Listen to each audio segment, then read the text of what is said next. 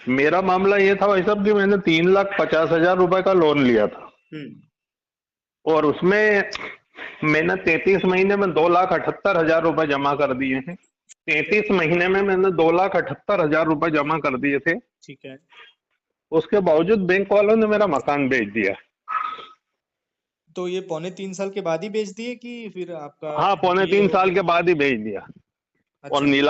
नीलामी जिस दिन निकाली ना, हाँ। उसके मतलब 20 दिन पहले मेरी किस्त जमा है। अच्छा। हाँ।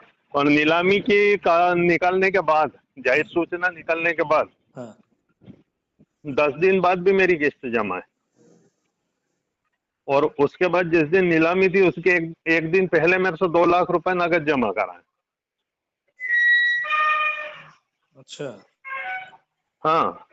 मेरे पास डॉक्यूमेंट सब है, लेकिन मेरी क्या है, मेरी कोई सुनवाई नहीं हो पा रही। लोकल एडवोकेट नहीं कर रहे हैं काम? अरे लोकल एडवोकेट तो सब बिकाऊ हैं यार भैया, देवास के।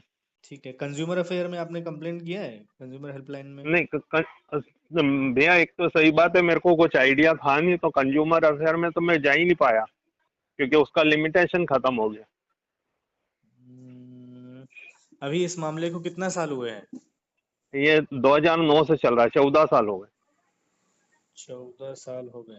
2009 में आपने लिखित में कुछ काम किया था, लिखित में कार्रवाई की हो, लिखित में लेटर दिया हो जिसका रिसिप्ट हो आपके पास, ऐसा सब कुछ?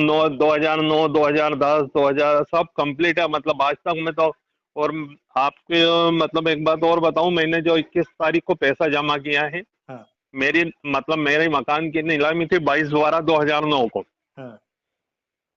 और मैंने पैसा जमा किया है 21/12/2009 को। हाँ। मेरे पास बैंक की रसीद है 21/12/2009 की। हाँ। और बैंक में वो रसीद है 22/12/2009 की। और हम्म। वो भी पर्ची बदली हुई है, मेरी पर्ची नहीं है वो। अच्छा। हम्म। और मैंने उसके लिए लड़ाई लड़ी, मतलब दिल्ली तक, हम्म। आरटीआई के मार्फत। हम्म।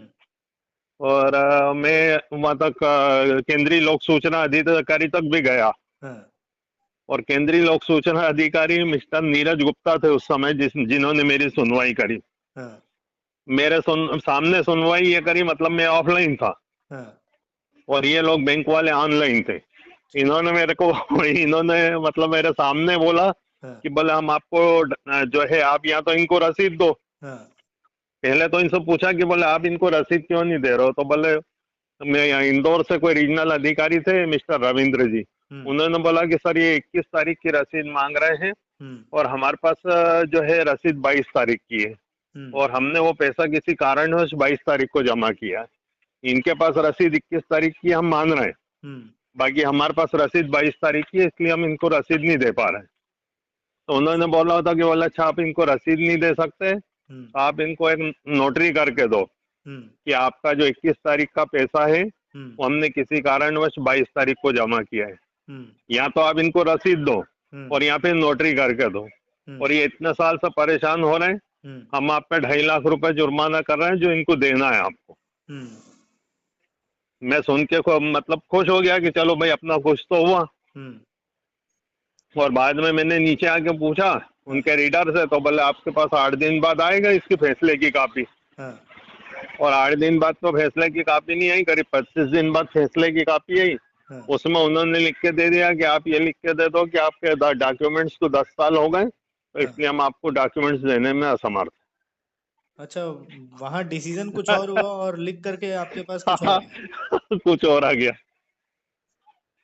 हम्म, तो ये जो है, ये लोग मुख्य सूचना अधिकारी को आप गए थे ना, कि हाँ लोक हाँ, सूचना अधिकारी? देखो, लोक सूचना मुख्य अधिकारी मुख्य में देना। नहीं नहीं, मुख्य लोक सूचना अधिकारी नई दिल्ली। अच्छा। हाँ। अम्म, यानी सूचना आयोग में गए थे आप, मुख्य सूचना आयोग? हाँ, सूचना आयोग में गया। हम्म। यहाँ से पहले लोक सूचना अधिकारी को लिखा, हम्म। फिर अपीली अधिकारी को लिखा। हम्म। फिर सेकंड अपील की थी कोरोना के समय में। हम्म। हम्म। तो मेरे साथ तो बड़ी, मतलब आप डॉक्यूमेंट्स देखोगे तो आप खुद ही को सोचोगे कि यार इन्होंने किया क्या, बैंक वालों की क्या मती मारी गई थी या क्या हुआ। हम्म। लेकिन क्या मेरी कहीं सुनवाई नहीं हो पा रही। आप ना एक काम करो, किसी या तो अच्छे पढ़े लिखे वकील को पकड़ो, जहां पर बैठ करके आप ये सब बता पाओ। और या तो ना हाँ। आप सुप्रीम कोर्ट में रिट जुरिस्डिक्शन लगता है। जैसे हाई कोर्ट अच्छा। में 226 के हिसाब से आप पीआईएल दायर कर सकते हैं, रिट दायर कर सकते हैं। ठीक है। हाँ। तो वैसे ही सुप्रीम कोर्ट में भी आप पीआईएल दायर कर सकते हैं कि आपके साथ ये दिक्कत आई करके। ठीक है। अच्छा। हाँ। तो या तो आप कोरे कागज में एक रफ पूरा फॉर्मेट तैयार कर दो कि इस दिनांक को मैं ऐसा ऐसा गया, इस दिनांक को ऐसा गया, इस दिनांक को यहाँ गया, जबकि यहाँ ये बोला गया, यहाँ जब मैं मुख्य सूचना आयुक्त के पास गया था तो ये ऐसा बोला गया, लेकिन वहाँ डॉक्यूमेंट की कॉपी जो है वो 25 दिन बाद आई है। जो आपके साथ हुआ वो हाँ पूरा जी। मतलब ऐसी भाषा में लिखो जो चौथी फेल बच्चा भी पढ़े तो समझ में आ जाए उसको कि अच्छा। आपके साथ हुआ क्या। ठीक है। जी और जी। ऐसा करके आप चीफ जस्टिस ऑफ इंडिया को लिख करके भेज दो। ठीक चीफ है। Justice of India. हाँ। तो सर भैया एड्रेस क्या लिखूंगा? सुप्रीम कोर्ट, मुख्य न्यायाधीश, सुप्रीम कोर्ट हाँ। ऑफ इंडिया, बस सर्वोच्च। मुख्य न्यायालय सुप्रीम कोर्ट है ऑफ इंडिया, नई दिल्ली। हाँ, नई दिल्ली। ठीक है। बस इतना ही लिखना है? हाँ। और जो आपका लेटर रहेगा उस लेटर में आप ऊपर में जो उसका एड्रेस है, सुप्रीम कोर्ट ऑफ इंडिया का जो एड्रेस होगा, एड्रेस नोट कर लेना और वो वहाँ भेज अच्छा। देना पिन कोड सहित, क्या क्या पिन कोड वगैरह है वो सब लिख करके भेज देना। जो आप नंबर यूज करते हो उस नंबर पे हाँ। कॉल आने से अटेंड करते हो? हाँ अटेंड करता हूँ। हाँ, ठीक है। तो एक ऐसा लेटर बना करके चीफ जस्टिस ऑफ इंडिया के नाम पे भेज दो कि मेरे साथ अच्छा। इस तरीके से 10 साल से धांधली करी जा रही है, जो कि पूरी मिली भगत के तहत की जा रही है, मेरे साथ न्याय किया जाए। ऐसा करके, अच्छा। है ना। बैंकों ने ठीक। जानबूझ करके आपकी प्रॉपर्टी हड़प ली है। और अभी वर्तमान में कौन रह रहा है वहाँ पे? अभी उसमें जो है, अभी तक तो मेरा किराएदार था वहां पे। हाँ। इन्होंने, क्योंकि क्या है, इन्होंने मेरे से कब्जा भी नहीं लिया था। हाँ। बगैर कब्जे के ही मेरे पास प्रॉपर्टी नीलाम की है मतलब। अच्छा।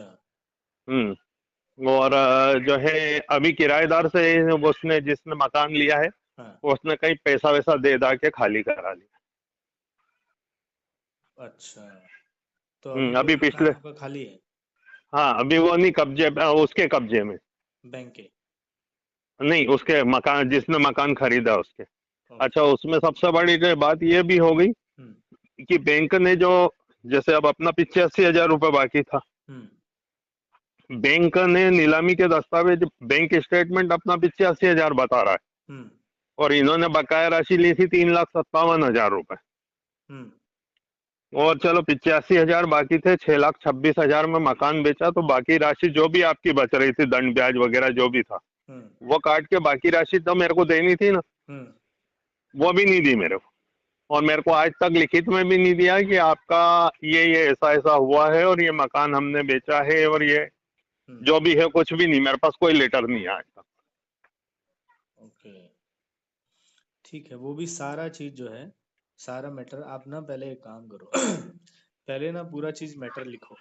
लिखने के बाद अच्छा। फिर पढ़ो, 2 4 बार उसको पढ़ो। 2 4 बार पढ़ने के बाद फिर आपको समझ में आएगा कि यहाँ मैं ये गलती किया हूँ, यहाँ ये वाला पॉइंट भी मेरे को लिखना है, यहाँ ये पॉइंट भी डालना है, फिर उसको लिखना। फिर ऐसा करके अच्छा। 3 4 बार इस प्रक्रिया को जब अपनाओगे तब मतलब चौथे पांचवे बार में एक आपका बढ़िया सा फॉर्मेट तैयार होगा लेटर का, जो फॉर्मेट अच्छा। आसान रहेगा। चीफ जस्टिस ऑफ इंडिया का जो भी रीडर रहेगा उस रीडर को पढ़ने में आसानी होगी। ठीक है। जी जी। तो आप ऐसा ठीक। करके एक लेटर तैयार करो। उसमें पूरा पॉइंट टू पॉइंट लिखना, मतलब ऐसा ना हो कि उसको लगे कि एक स्टोरी लिख दी है, बस स्टोरी नहीं लिखना है। पूरा पॉइंट पॉइंट, अच्छा।